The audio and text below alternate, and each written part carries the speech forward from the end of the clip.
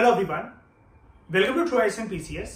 तो दोस्तों कंटिन्यू करते हैं अपनी पीएमएफ-आईएएस मॉडर्न इंडियन हिस्ट्री की डिस्कशन को। हमारा लास्ट का एक टॉपिक बाकी रह गया है और फिर इस चैप्टर में जो अभी तक हमने शुरू से लेकर एंड तक पढ़ा था उसकी एक समरी है, उस समरी को भी हम पढ़ लेंगे। लेकिन ये जो है हमारे इस चैप्टर का लास्ट टॉपिक है, ठीक है। टॉपिक का नाम है इंपॉर्टेंट मुगल एम्परर्स और उनके वजीर। अब वजीर जो टर्म है दोस्तों, मैंने आपको पहले भी बताई थी, इस चैप्टर के अंदर काफी बार बताया था। वजीर एक तरीके से आप क्या समझते हो,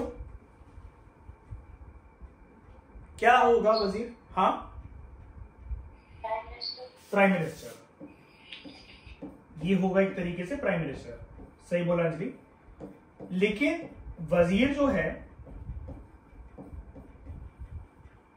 अगर मैं आपसे पूछूं जो वजीर जो पर्सन है, जो ऑफिशियल है, क्या वो मुगल एम्परर से भी ऊपर है? सबसे टॉप पर कौन मुगल एम्पायर में? सबसे टॉप लेवल का बंदा कौन? मुगल एम्परर, ऑब्वियसली बात है ना, मुगल एम्परर। अगर मैं मुगल एम्परर के जस्ट नीचे या फिर इसके राइट हैंड या लेफ्ट हैंड की बात करूं, यानी कि इसका खासम खास आदमी जिसके ऊपर एक ट्रस्ट कर सकता है, इसका राइट हैंड, वो कौन होगा? वो वजीर होगा। इसलिए हम यहां पर वजीर की डिस्कशन कर रहे हैं। हर एक मुगल एम्परर के साथ एसोसिएटेड जो इंपॉर्टेंट वजीर है दोस्तों, उसके बारे में हमें पता होना चाहिए, ठीक है। तो सबसे पहले औरंगजेब की अगर हम लोग बात करें, अब इससे पहले वाले भी होंगे। ये जो लिस्ट है ये तो मॉडर्न इंडियन हिस्ट्री की बुक के हिसाब से है ना। कहानी तो हमें पता है कि औरंगजेब की कहानी, मुगल एम्पायर की कहानी औरंगजेब से तो स्टार्ट होती नहीं है, वो बाबर से पहले तो औरंगजेब तक आती है और औरंगजेब के बाद जो है वहां पर बात होती है फिर लेटर मुगल एम्परर्स की, राइट। वो वाला कंटेंट जो है कि कौन से मुगल एम्परर के औरंगजेब से पहले, बाबर से लेकर शाहजहां तक कौन कौन से वजीर थे, वो आप इस लिस्ट में कंपाइल कर लेना, ठीक है। वो मेडिवल इंडियन हिस्ट्री का कंटेंट हो जाएगा एक तरीके से। हम यहां पर फिलहाल मॉडर्न की बात कर रहे हैं। तो कहानी अपनी हम लोग दोस्तों औरंगजेब से स्टार्ट करते हैं। औरंगजेब, इसका कार्यकाल यहां पर आपको बता रखा है 1658 से लेकर 1707 तक। 1707 में इसकी मृत्यु हो गई थी। इसके इंपॉर्टेंट वजीर का नाम था असद खान, ठीक है। 1675 से लेकर 1707 तक ये भी वहीं तक वजीर था जब तक औरंगजेब जिंदा था, ओके। उसके बाद पिक्चर में आता है बहादुर शाह। लेटर मुगल एम्परर्स की कैटेगरी जो शुरू होती है उसमें पहली पिक्चर में आता है हमारा मुगल एम्परर बहादुर शाह। 1707 से लेकर 1712 तक इसका कार्यकाल था और इसके टाइम पर जो वजीर था उसका नाम था मुनीम खान, ठीक है। 1707 से लेकर 1711 तक, ओके। उसके बाद तीसरा लेटर मुगल एम्परर जहांगीर शाह, या फिर हम ऐसा कहें दूसरा लेटर मुगल एम्परर। लेकिन अगर हम इसको नंबर वाइज बोले तो तीसरा जो एम्परर की यहां पर बात हो रही है जहांगीर शाह। कार्यकाल सिर्फ इसका लगभग 1 साल का, 1712 से लेकर 1713 तक। वजीर जो इसके टाइम पर था दैट वाज जुल्फिकार खान, 1712 से लेकर 13 तक, ओके। उसके बाद आता है चौथा Farrukhsiyar. Timeline 1713 to 1790, okay. ये इनकी लाइफ की टाइमलाइन नहीं है दोस्तों, ये एक तरीके से टाइमलाइन है इनकी, कब तक मुगल एम्परर्स थे, ओके। और ये जो टाइमलाइन ब्रैकेट में आपको दे रखी है, कब तक वजीर थे ये लोग, जिन वजीरों के नाम के आगे ब्रैकेट में फिर ये ईयर्स लिख रखे हैं, तो ये कब तक वजीर रहे। तो फारूक सियार के टाइम पर जो इसका प्राइम मिनिस्टर था, इसका वजीर था, दैट वाज अब्दुल्ला खान। कार्यकाल 1713 से लेकर 1720 तक, ओके। फिर उसके बाद आता है, इसको हम थोड़ा सा ऊपर कर देते हैं, 5th नंबर पर आता है मोहम्मद शाह। इसको और किस नाम से हम लोग जानते हैं मोहम्मद शाह को? रंगीला, मोहम्मद शाह रंगीला, है ना। 1719 से लेकर 1748 तक वजीर का नाम था निजाम उल मुल्क असफ जाह। 1722 से लेकर 24 तक। क्या कर रहा था निजाम उल मुल्क असफ जाह ने? अच्छा था, ये लॉयल था, ये लॉयल था। और बाद में ईशा ये कहां चला गया था गुस्सा होकर? हैदराबाद, ठीक है। उसके बाद अहमद शाह 1748 से लेकर 54 तक। इंपॉर्टेंट जो वजीर था वो सफदरजंग 1748 से लेकर 53 तक। फिर बात आती है आलमगीर टू की 1754 से लेकर 59 तक। इसके टाइम पर जो वजीर था वो था इमादुल मुल्क 1754 से लेकर 1760 तक। और लास्ट बात आती है शाह आलम टू की, ठीक है, 1760 से लेकर 1806 तक इसका मुगल एम्परर का कार्यकाल। और इसका जो इंपॉर्टेंट वजीर था वो था शुजाउद्दौला 1760 से 1775 तक। ओके, अब इसके बाद मुगल एम्परर्स की बेसिकली एक तरीके से जो उनकी वर्चस्वधारी जो कहानी होती है, जो उनका दबदबा होता है वो खत्म हो जाती है, और उसके साथ ही जो वजीर का जो सिलसिला होता है वो खत्म हो जाता है। अब ये तो थी फैक्चुअल इंफॉर्मेशन, है ना, ये तो आप पेपर से पहले रन कर लोगे तो फैक्ट है। हम यहां पर कुछ इंपॉर्टेंट वजीर्स की ना एनालिसिस को करते हैं डिस्कस। सबसे पहले यहां पर बात हो रही है सफदरजंग की, ठीक है, 1748 से लेकर 1753 तक। सफदरजंग जो है, अगर आप उसको देखो किसके कार्यकाल में है, अहमद शाह 1748 से लेकर 54 तक। और सफदरजंग का कार्यकाल बीइंग वजीर कब से लेकर कब तक है, 1748 से लेकर 53 तक, ठीक है। तो जो सफदरजंग जो था, ये वजीर जो था इसका कार्यकाल था 1748 से लेकर 53 तक। अब इसके बारे में अगर दोस्तों हम कुछ इंफॉर्मेशन डिस्कस करें, सबसे पहले तो याद रखना ये नवाब था अवध का, लेकिन पहले नंबर का नवाब नहीं था, ये दूसरा नवाब था अवध का। और मुगल कोड या फिर हम ऐसा बोलें मुगल पॉलिटिक्स के अंदर ये एक मेजर फिगर माना जाता था। इसकी काफी चलती थी, इसका काफी वर्चस्व था during the declining years of Mughal empire, ठीक है। इसने काफी ज्यादा मदद दी थी किसको, मुगल एम्परर को, जिसको काफी वीक माना जाता था, उसका नाम था मोहम्मद शाह। और मोहम्मद शाह ने इसको एक टाइटल दिया था, मोहम्मद शाह ही वो एम्परर था जिसने इसको टाइटल दिया था एज सफदरजंग,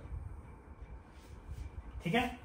उसके बाद जब अहमद शाह बहादुर ओके गद्दी पर विराजमान होता है एज मुगल एम्परर 1748 में, तो सफदरजंग जिस नवाब की हम बात कर रहे हैं, जो कि दूसरा नवाब था अवध का, वो बन जाता है उसका इंपॉर्टेंट वजीर।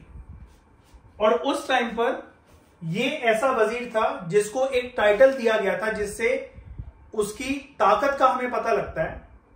क्योंकि अगर हमें यहां पर ये बोला जा रहा है कि एक मेजर फिगर था मुगल कोर्ट, मुगल पॉलिटिक्स के अंदर, वैल्यूएबल हेल्प दी इसने, पहले तो वीकेंड मुगल एम्परर को, मोहम्मद शाह को, ठीक है। उसके बाद अहमद शाह बहादुर जैसी दिल्ली के तख्त पर बैठता है एज मुगल एम्परर, तो सफदरजंग उसका बन जाता है वजीर। अब सफदरजंग जो है बीइंग अ वजीर, उसके पास एक इंपॉर्टेंट टाइटल था, और वो टाइटल था वजीर उल मलिक आए हिंदुस्तान, वजीर उल मलिक आए हिंदुस्तान। लेकिन बेसिकली क्या है, मुगल कोर्ट के अंदर जो कोर्ट पॉलिटिक्स थी वो काफी ज्यादा हावी थी, और इवेंचुअली वो इस पर्सन को, सफदरजंग को, टिकने नहीं देती है मुगल कोर्ट की पॉलिटिक्स, राजनीति, डर्टी पॉलिटिक्स, कि वो एक तरीके से वजीर की तरह कंटिन्यू कर सके। तो यहां पर एक चीज दोस्तों समझने की कोशिश करो, इसने अपनी जो जिंदगी शुरू करी थी मुगल कोर्ट, मुगल पॉलिटिक्स के अंदर, वो अवध के नवाब के तौर पर एसोसिएट करके शुरू करी थी। इसने बाद में बना था ये अहमद शाह बहादुर के टाइम पर वजीर, और इसका एक इंपॉर्टेंट टाइटल था वजीर उल मलिक आए हिंदुस्तान। लेकिन मुगल पॉलिटिक्स की वजह से, डर्टी पॉलिटिक्स की वजह से इसको डिसमिस कर दिया जाता है 1753 के अंदर।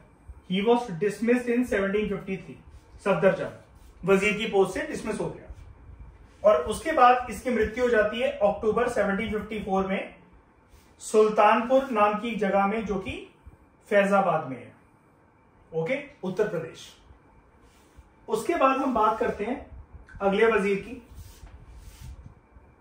यहां पर ना दोस्तों ये जो टॉपिक है ना, सम इंपॉर्टेंट वजीर्स और मुगल एम्परर्स के साथ उनका जो लिंक बताया जा रहा है, ये कोई क्रोनोलॉजिकल ऑर्डर नहीं है। क्रोनोलॉजिकल ऑर्डर तो ये था जो हम ये फैक्चुअल इंफॉर्मेशन की बात कर रहे थे। यहां पर उन इंपॉर्टेंट वजीर्स की एनालिसिस आपको यहां पर दी जा रही है जिनके कार्यकाल में, जिनके टाइमलाइन में कुछ इंपॉर्टेंट घटनाएं घटी हैं, या तो मुगल एम्पायर के साथ या खुद उनके साथ, बीइंग अ वजीर।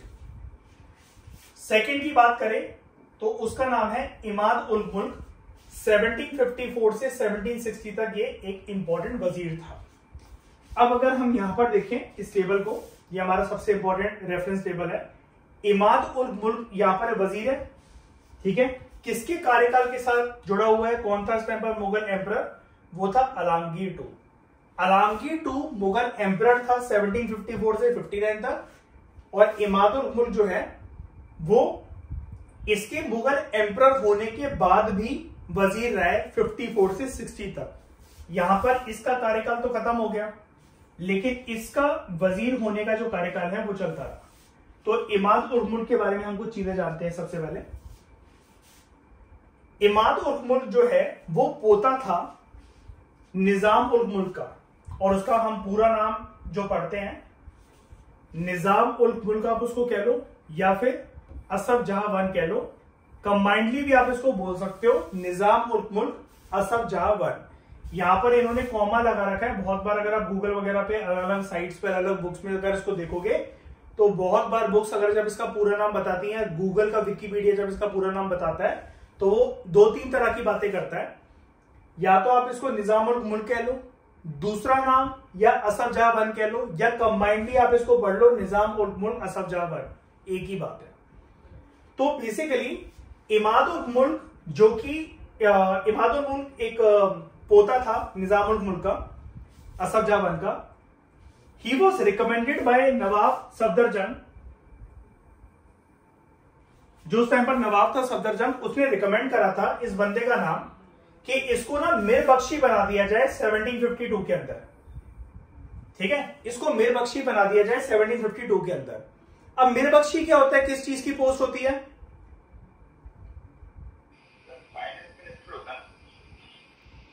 ईशा, मीर बख्शी फाइनेंस मिनिस्टर होता है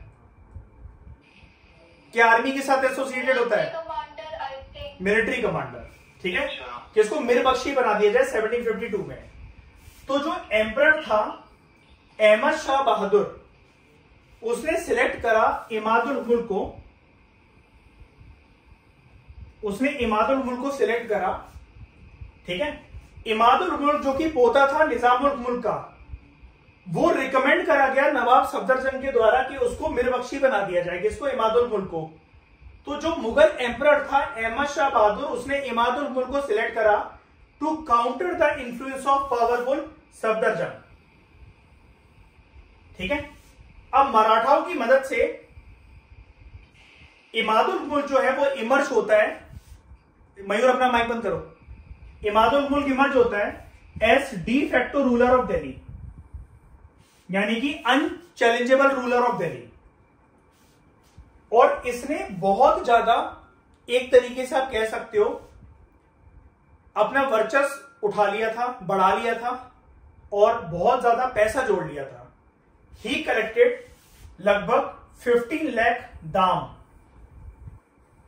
ठीक है। कोई भी मुगल ऑफिशियल जो है वो इधर उधर से, जहां पर भी जिस रीजन के अंदर उसको अपॉइंट करा गया है, वो रेवेन्यू कलेक्ट करेगा, और रेवेन्यू कलेक्ट करके, क्योंकि वो एक मुगल ऑफिशियल है, तो कहां तक पहुंचाएगा? मुगल एम्पायर की तिजोरी तक, सेंट्रलाइज अथॉरिटी तक, राइट। तो इसने लगभग 15 लाख दाम, ठीक है, जो है दाम एक रकम होती थी, वो कलेक्ट करी। लेकिन इसने ना बेसिकली रिफ्यूज करने लगा ये कि मैं सैलरी वगैरह जो है मुगल आर्मी को और इंपीरियल ऑफिशियल्स को नहीं दूंगा, ठीक है।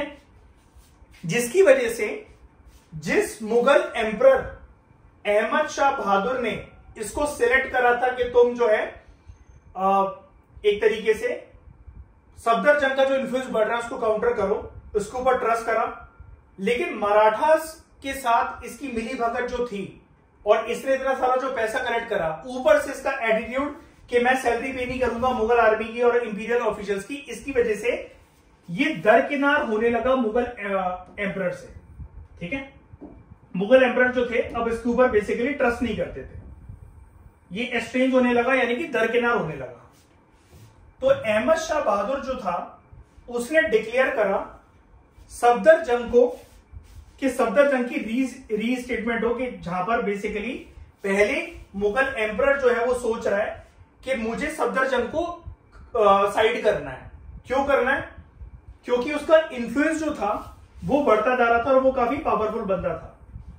लेकिन जब इमाद उल मुल्क ने अपनी औकात दिखाना शुरू करी, तो अहमद शाह बहादुर जो कि मुगल एम्परर था उसने डिक्लेयर करा मैं सफदर जंग को दोबारा से मुगल ऑफिशियल बनाना चाहूंगा, वापस से उसको लेकर आना चाहूंगा उसकी पोजीशन पर, ठीक है, एज हिज ग्रांड वजीर।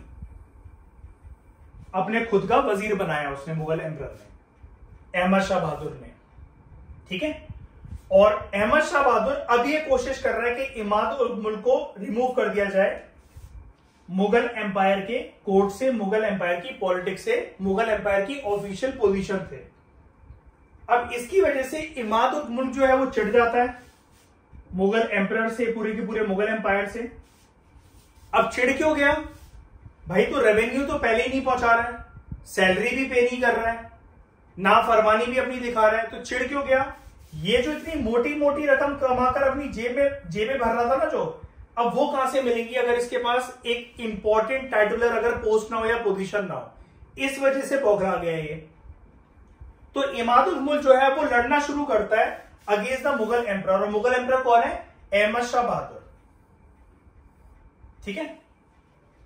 अब इसी के साथ दोस्तों अगर हम मुगल एम्पायर के अंतर्गत कुछ करेंसी सिस्टम को अगर पढ़ लें, तो आप एक चीज याद रखना, ये इस बुक के अंदर काफी यूनिक इंफॉर्मेशन आपको दी जा रही है कि मुगल्स की जो करेंसी सिस्टम जो था पूरा का पूरा, उसको हम ट्राइमेटेलिक कहते हैं।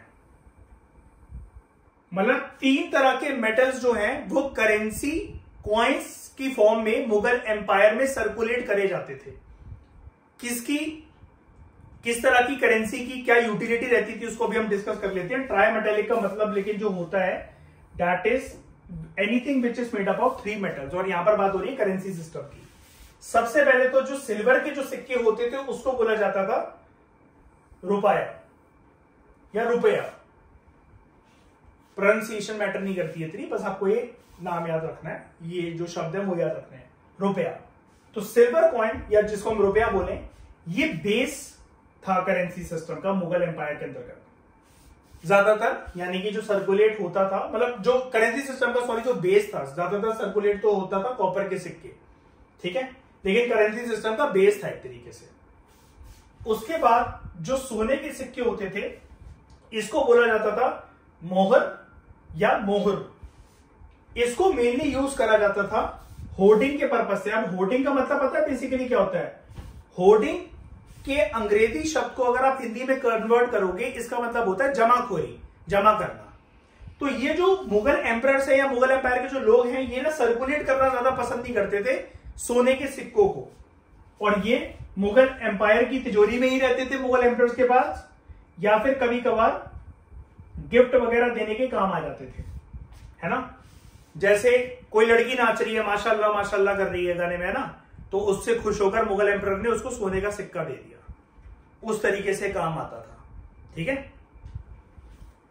कॉपर जिसको बोला जाता था दाम, तो ये सबसे कॉमन कॉइन था जो कि छोटे छोटे ट्रांजैक्शन करने के काम आता था। लेकिन मुगल एम्पायर की जो बेस करेंसी थी दैट वाज सिल्वर का कॉइन, रुपया। अब ये दाम क्या है? कॉपर का सिक्का है, राइट। और अभी हमने यहां पर क्या पढ़ा? जो ये इमाद उल मुल्क था, जब ये अनचैलेंजेबल रूलर बना दिल्ली का मराठास की मदद से, तो इसने लगभग 15 लाख जो दाम थे वो कलेक्ट करे थे, और इससे पूरी की पूरी अपनी जेबें भर ली थी। ना ही वो सैलरी देता था मुगल आर्मी को, ना ही इंपीरियल ऑफिशियल्स को। तो अगर यहां पर जो दाम की बात हो रही है, अब क्लियर हुआ आपको कि कौन से सिक्के बेसिकली या कौन सी करेंसी उसने अपने पास रख ली थी? क्या है? गोल्ड, सिल्वर या copper? Copper.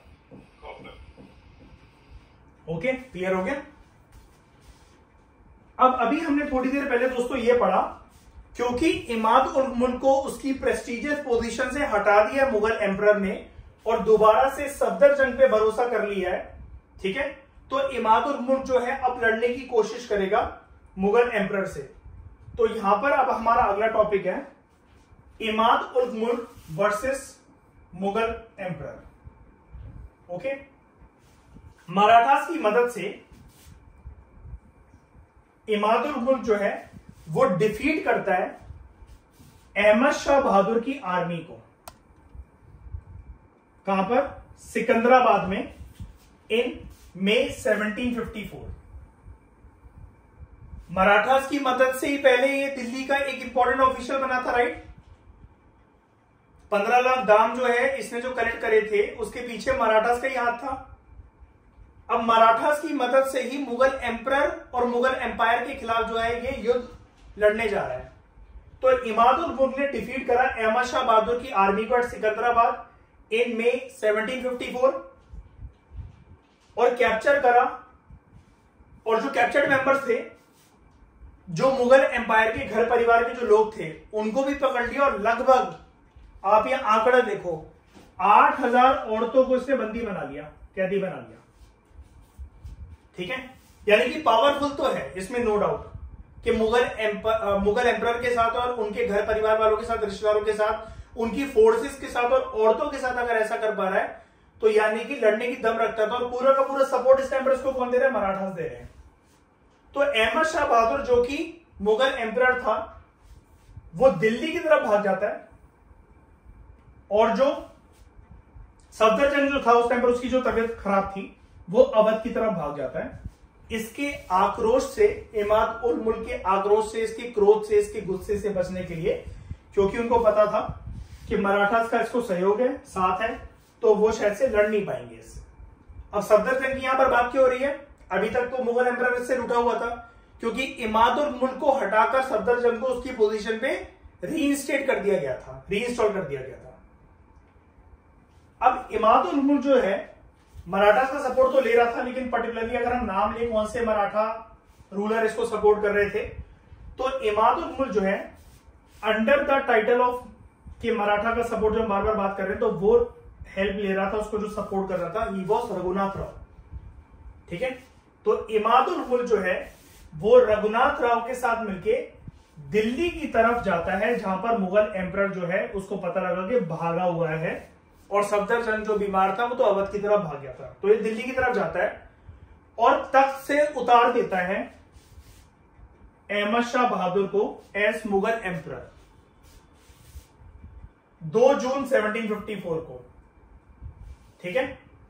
And was imprisoned at the Salimgarh fort in December. किसकी बात हो रही है यहां पर? किसको बंदी बनाया गया? मुगल एम्परर को। तो इमाद उल मुल्क जो है उसके बाद जो प्रिंस होता है, राजकुमार होता है जो अजीजुद्दीन, उसको रिलीज करता है और उसकी तख्तपोशी करता है कि तुम बन जाओ मुगल एम्परर, और उसको एक रीजनल नेम देता है आलमगीर 2। तो ये सब कुछ जो हमने पहले पढ़ा था ना चैप्टर के अंदर आलमगीर 2, ये उसकी एक डिटेल्ड वर्जन की कहानी है, थोड़ी सी इन डेप्थ के अंदर जाकर, कि इमाद उल मुल्क की वजह से आलमगीर 2, जो कि वैसे तो प्रिंस था, ओरिजिनल नाम था इसका अजीजुद्दीन, पिताजी को बंदी बना लिया, जेल में डाल दिया, बेटे को लेकिन जेल से रिहा करवाकर बोला मुगल एम्परर बन जाओ, और उसको एक नया नाम देता है इमाद उल मुल्क, आलमगीर 2, ठीक है। यहां तक बात क्लियर हुई? कोई डाउट? एक दो बार रिवीजन करना, कंफ्यूजन मिट जाएगी। अभी यहां पर बहुत सारे फैक्ट्स आपके सामने आ रहे होंगे, राइट। अब हम बात करते हैं अफगान इन्वेजन, ठीक है। तो अफगान एम्परर जो था अहमद शाह दुरानी, अंजलि इसका दूसरा नाम क्या था? अहमद शाह दुरानी को हम और एक और नाम से क्या बोल सकते हैं? अहमद शाह अब्दाली, ठीक है। इसने भारत के ऊपर इन्वेजन करी थी 1756 में।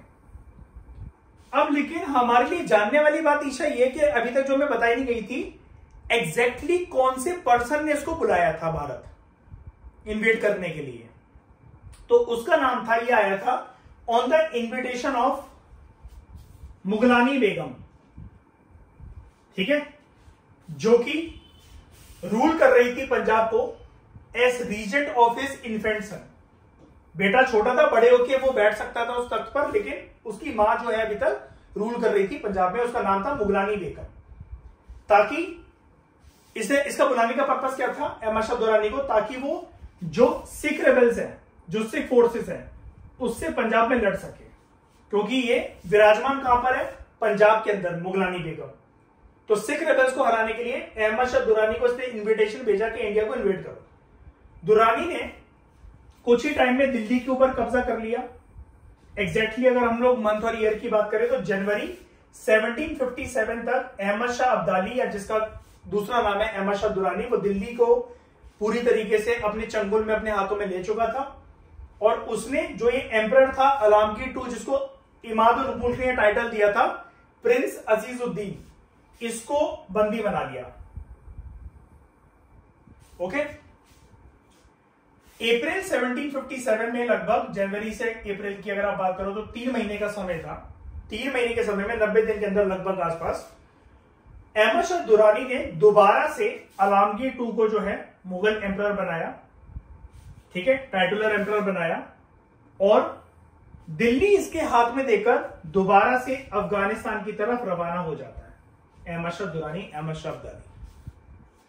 लेकिन एक्चुअल कंट्रोल जो दिल्ली का जो था, इसको टाइटुलर नवाब बनाया, पावर सारी नहीं दी, बोला कि तुम नवाब नहीं, सॉरी एम्परर बनाया, टाइटुलर एम्परर बनाया कि सिर्फ टाइटल है तुम्हारे पास being a Mughal emperor.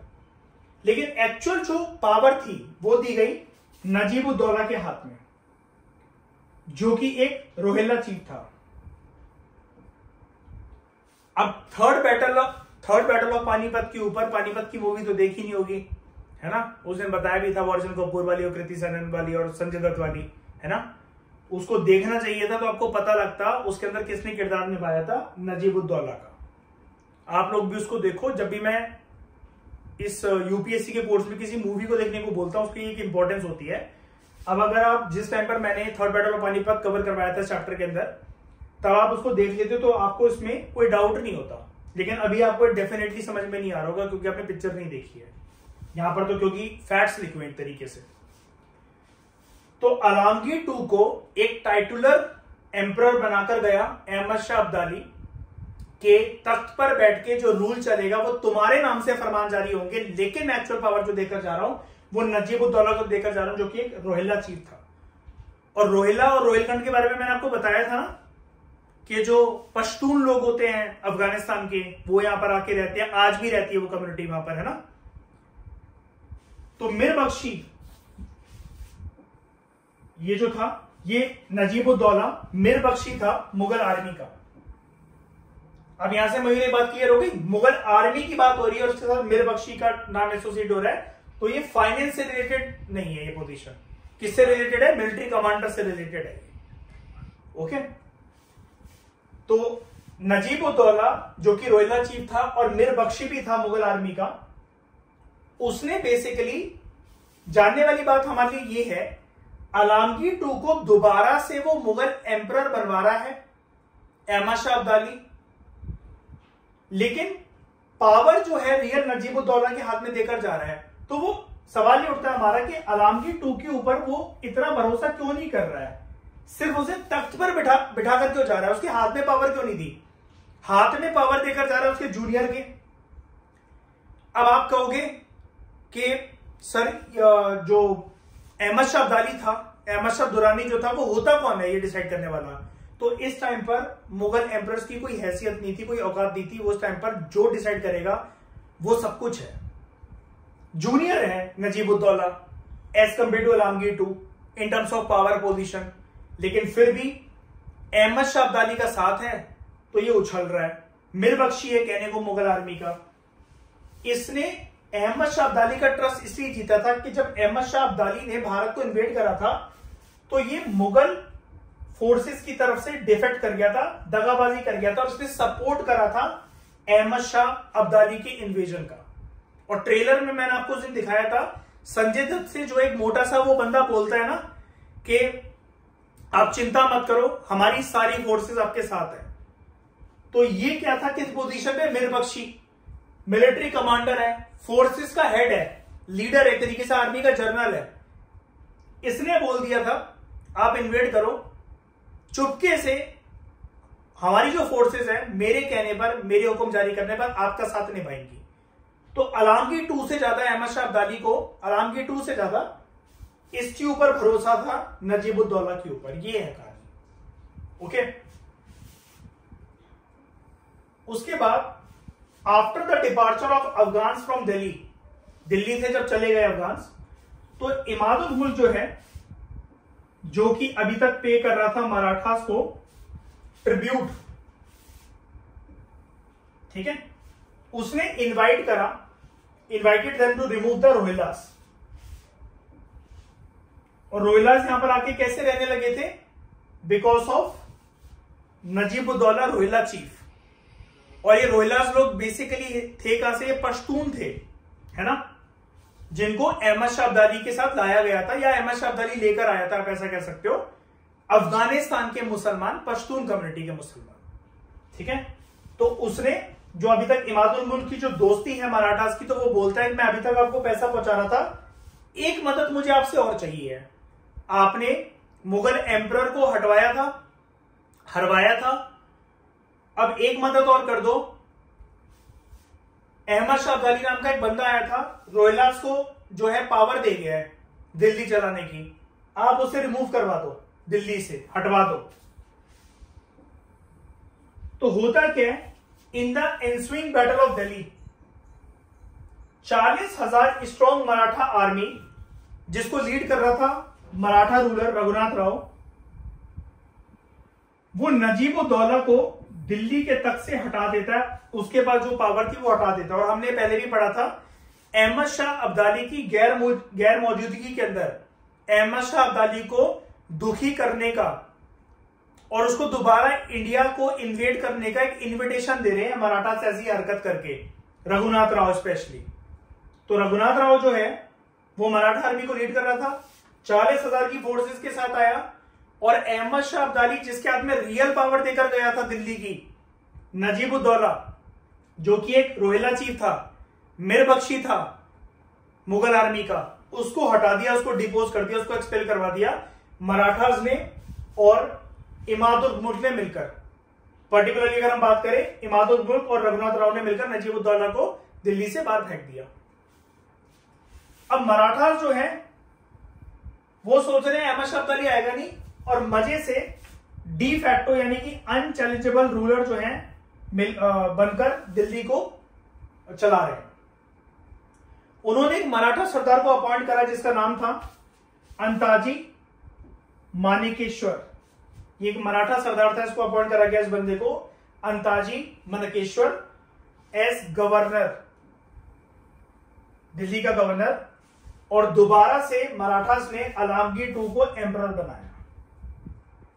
Alamgir 2 जो है, वैसे तो टाइटुलर एम्परर उसको अहमद शाह अब्दाली, अहमद शाह दुरानी भी बनाकर गया था, लेकिन वो मराठास की छत्रछाया में एम्परर बनने के लिए मान गया, क्योंकि उसे टाइटुलर पोस्ट पसंद नहीं आ रही थी, जो कि अहमद शाह अब्दाली उसको देकर गया था। तो ये है इस पूरे चैप्टर की क्रक्स, ठीक है। हर एक एस्पेक्ट को हमने डिटेल में पढ़ा। तो समरी तो हम सारी जानते हैं, बाबर के बारे में मैंने आपको पूरा बता ही दिया था, ठीक है। एक बार अगर हम समरी की तरफ निगाह मारें, अगर अपनी चैप्टर की समरी बेसिकली है कुछ, लेकिन एडिशनल व्यू पॉइंट्स आपको यहां पर मिल जाएंगे। तो बाबर जो था वो पहला मुगल एम्परर था, उसने इब्राहिम लोदी को हराया था, जो कि लास्ट रूलर था दिल्ली सल्तनत का। ये सारी बातें मैं आपको बता चुका हूं, ठीक है। और एस्टैब्लिश करा था अपना मुगल रूल इंडिया के अंदर 1526 में। अब यहां पर ऐसा क्यों लिखा जा रहा है ईशा कि 1526 के अंदर इसने अपना रूल एस्टैब्लिश करा था बाबर ने इब्राहिम लोदी को हराने के बाद? कौन सा युद्ध हुआ था यहां पर Anjali? First battle of Panipat. जो आगे चलकर जो रूलर्स आए उन्होंने कंसोलिडेट करा और एक्सपेंड करा अपने एम्पायर को, ठीक है, यानी कि बाबर के बाद की बात हो रही है।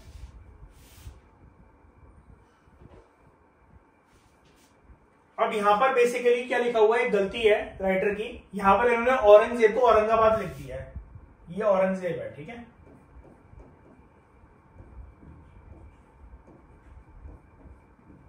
औरंगजेब को बना बनाया एक बहुत बड़ा एम्पायर मिला था, लेकिन हमने पढ़ा था ना औरंगजेब की एक गलती कि उसने फिर भी पॉलिसी ऑफ एक्सपेंशन को फॉलो करा था, और इतने बड़े एम्पायर को एक सिंगल सेंटर के साथ संभालना औरंगजेब के लिए एक बहुत बड़ा चैलेंज था, और मुगल एम्पायर का डिक्लाइन का जो टाइम पीरियड था वो इसी के कार्यकाल से शुरू हो गया था। औरंगजेब के जो सक्सेसर्स थे दे वर नॉट एबल एडमिनिस्ट्रेटर्स और स्ट्रॉन्ग रूलर्स, यानी कि लेटर मुगल्स की यहां पर बात हो रही है, और वो इतने वास्ट एम्पायर की यूनिटी को संभाल नहीं सके, क्योंकि एक इंपॉर्टेंट चीज क्या होती है ईशान, एक्सपेंशन के साथ साथ क्या होना जरूरी है। अगर कोई मुगल एम्पायर या कोई भी रूलर अपने एम्पायर को एक्सपेंड करने का सोच रहा है, एक्सपेंशन के साथ एक चीज बहुत इंपॉर्टेंट क्या है,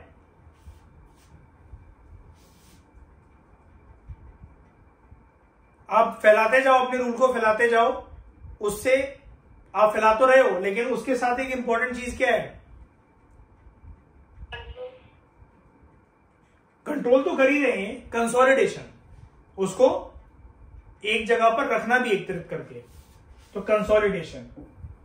तो औरंगजेब जो है वो एक्सपेंशन की रणनीति तो अपना पाया, लेटर मुगल्स भी थोड़ा बहुत उसको चला पाए, एक्सपेंशनिस्ट पॉलिसी को जो औरंगजेब ने स्टार्ट करी थी, लेकिन एम्पायर को कंसोलिडेट नहीं कर सके, जिसकी वजह से एक एक करके सारे रीजन्स उनके हाथ से निकलते चले गए, है ना। अब अगर हम यहां पर मुगल एम्परर्स की पॉलिसी की तरफ निगाह अगर हम लोग मारें, तो औरंगजेब के बारे में अगर हम लोग पढ़ें, इसकी रिलीजियस पॉलिसी कैसी थी, इंटॉलरेंस वाली, ठीक है। दूसरे रूलर्स के साथ बैठकर बातचीत करने को मानता था क्या, नहीं मानता था। एडमिनिस्ट्रेशन अच्छा था क्योंकि केपेबल रूलर था, और इसके टाइम पर मुगल एम्पायर की जो तिजोरी थी वो भी काफी अच्छी खासी भरी रहती थी। बहादुर शाह की अगर हम लोग बात करें 1707 से लेकर 1712 तक, रिलीजियस पॉलिसी बहादुर शाह के टाइम पर टॉलरेंस भरी थी, ठीक है। दूसरे रूलर्स के साथ पॉलिसी कैसी थी, ये औरंगजेब वाली गलती नहीं करना चाहता था, तो कॉम्प्रोमाइज और कंसिलिएशन की पॉलिसी इसने अपनाई, और सरदेशमुखी देती थी, सरदेशमुखी का राइट दे दिया था मराठास को, लेकिन क्या नहीं दिया था इस टाइम पर, चौथ नहीं दिया था। एडमिनिस्ट्रेशन इसके टाइम पर डिक्लाइन होने लगा था, खराब हो रहा था, और फाइनेंसेस जो थे, फाइनेंशियल सिस्टम जो था वो भी वीक होता चला जा रहा था। फिर अगर हम बात करें जहांगीर शाह के कार्यकाल की, रिलीजियस पॉलिसी कैसी थी, टॉलरेंस वाली, बैठकर बातचीत करता था दूसरे रूलर्स के साथ, कोई भिड़प ना होता कि फालतू की। जो एडमिनिस्ट्रेशन जो था वो इसके टाइम पर खराब हो रहा था, और फाइनेंस सिस्टम की अगर हम लोग बात करें किसके टाइम पर, जहांगीर शाह के टाइम पर, तो he tried to improve by checking the expansion of jagir, है ना, कि फालतू की जागीर ना बांटनी पड़े।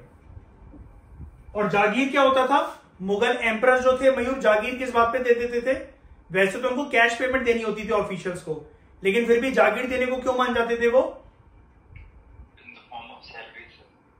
नहीं सैलरी तो नहीं दे पा रहे हैं ना, in the form of salary तो, लेकिन ये है क्या, सैलरी की तरह तो मिल रहा है, ये लैंड होता है, और उसका जो ओनर होता है उसको हम क्या कहते हैं, जागीरदार, ठीक है। उसके बाद अगर हम बात करें, हाँ, कंसिलिएशन की पॉलिसी जो इसकी थी, और इसने सरदेशमुखी और चौथ दोनों दे दिया था मराठास को, ठीक है। ये तो बात हो गई दोस्तों यहां पर जहांगीर शाह की। उसके बाद अगर हम बात करें फारूक सियार की,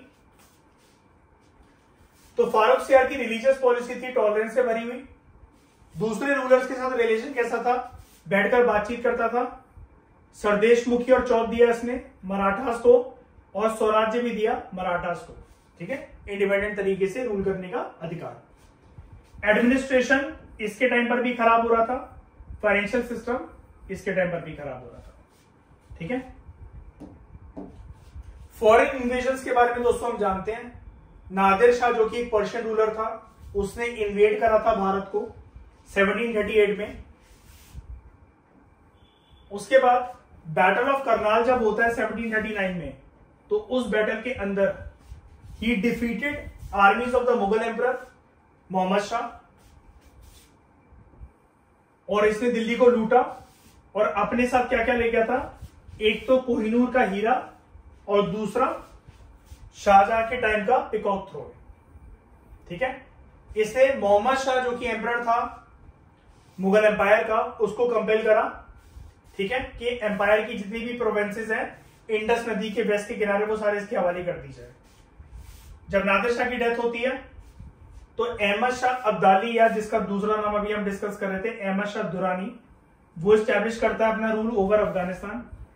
ठीक है, उसने इन्वेड करा, भारत के अंदर घुसा, वो नॉर्दर्न इंडिया को उसने इन्वेड करा 8 बार बिटवीन 1748 टू 67, और 1761 में उसने डिफीट करा मराठास को, थर्ड बैटल ऑफ पानीपत, जिसकी वजह से जो मराठास का एक स्ट्रॉन्ग एम्बिशन था कि वो भारत को रूल करेंगे, पूरी कंट्री को, मुगल एम्पायर को रिप्लेस करके मराठा एम्पायर बनाएंगे, वो सपना उनका चकना शुरू हो गया।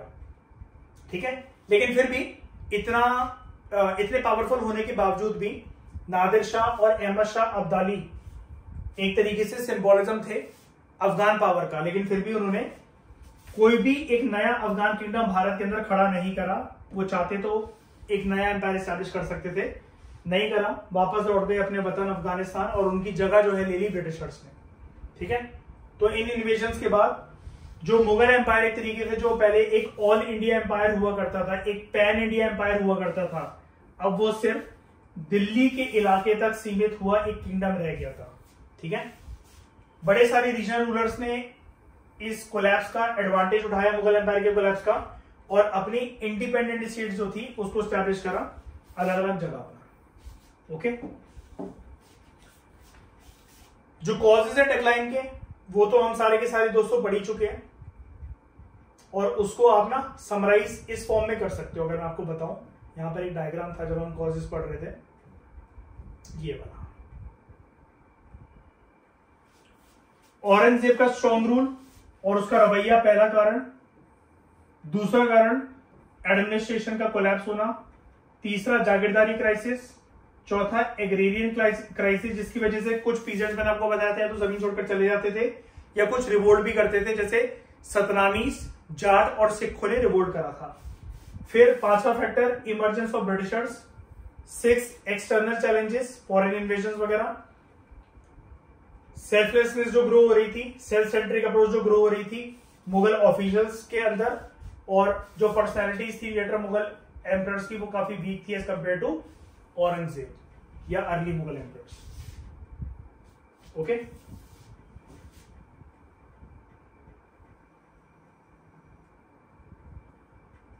उसके बाद इस डायग्राम को देख लो, टाइमलाइन आपको ये क्लियर हो जाएगा। औरंगजेब की मृत्यु होती है 1707 में, उसके बाद 1717 में फारूक सियार फरमान इशू करता है। Basically it was a kind of Magna Carta of East India Company कि you have right to trade in India, आप यहां पर व्यापार वगैरह कर सकते हो। 1722 के अंदर निजाम उल मुल्क जो है वो वजीर बन जाता है मुगल एम्पायर का। 1739 में नादिर शाह पहली बार इन्वेड करता है भारत को। ठीक है, मतलब अफगानिस्तान से कोई पहली बार आया नॉर्थ वेस्टर्न इंडिया को क्रॉस करते हुए भारत को इन्वेड करने। और 1748 में अहमद शाह अब्दाली जो है वो इन्वेड करता है। नादिर शाह ने जब करा था तो वो कोहिनूर का डायमंड और पिकॉक थ्रोन ले गया था, और वही फिर बाद में अहमद शाह अब्दाली को भी मिल गया था। 1761 में मराठास ने डिफीट करा, मराठास डिफीट हो गए थे, सॉरी, अहमद शाह दुरानी की फोर्सेस ने इसको डिफीट करा in the third battle of Panipat. 1765 में ट्रीटी ऑफ इलाहाबाद जो है वो साइन होती है। उसके बाद 1803 में शाह आलम एक्सेप्ट कर लेता है ब्रिटिश प्रोटेक्शन को, और बेसिकली एक तरीके से आगे चलकर उसको ब्रिटिशर्स का पेंशनर बनकर रहना पड़ता है, उनकी छत्र छाया में पलना पड़ता है। तो this was the end of chapter, word to word पूरी एनालिसिस करके हमने इसको पढ़ा। ठीक है, और अगला जो हमारा चैप्टर होगा that will be rise and fall of regional powers. जो ये रीजनल पावर्स इंडिपेंडेंट बन बन के अलग हो गए ना मुगल एम्पायर से कि यार छोड़ो, ये तो बेकार था, ये तो लॉस मेकिंग बिजनेस था, इनके साथ काम करना, हम अपना अलग अलग स्टेट, इंडिपेंडेंट स्टेट जो है वो स्टैब्लिश करेंगे। जैसे हैदराबाद की अगर आप बात करो, ठीक है, निजाम उल मुल्क यहाँ पर गया था, बहुत सारे लोग गए थे अपना अपना इंडिपेंडेंट स्टेट्स बनाने, इनको ब्रिटिशर्स हराएंगे और फिर वहां से उनका सिलसिला शुरू होगा अंग्रेजों का एक्सपेंशनिज्म का एंड कंसोलिडेशन का। तो अब वो अपना रवैया चेंज करेंगे अंग्रेज, दे विल बिकम कंप्लीटली एक तरीके से कॉलोनियल पावर, और पहले वो जो पावर थी देवर इंपीरियल पावर, सिर्फ उनका इकोनॉमिक एक पर्पस होता था, राइट टू ट्रेड, बाद में वो बन गई पॉलिटिकल पावर। ठीक है, तो इस लेक्चर में दोस्तों फिलहाल इतना ही। Thank you very much for discussion. Chapter हमारा अटमोस्ट कॉम्प्रिहेंसिव तरीके से कंप्लीट हुआ।